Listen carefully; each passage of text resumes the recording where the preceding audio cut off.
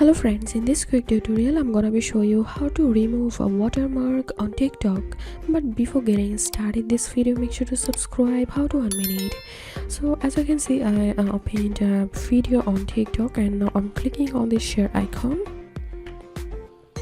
and now search for copy link, then click on it.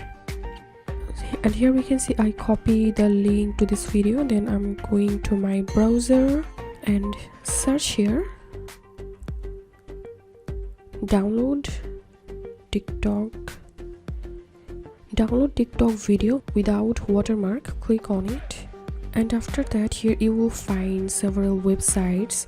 So I'm going to open the first link and here I'm pasting that link of that video, then clicking on download, and here you will find several options to download. So I'm going to download from this first option, download, and here we can see my video is downloaded. Now I'm going to my file manager and opening my phone storage, and here is the video, and here we can see here is no watermark in this video.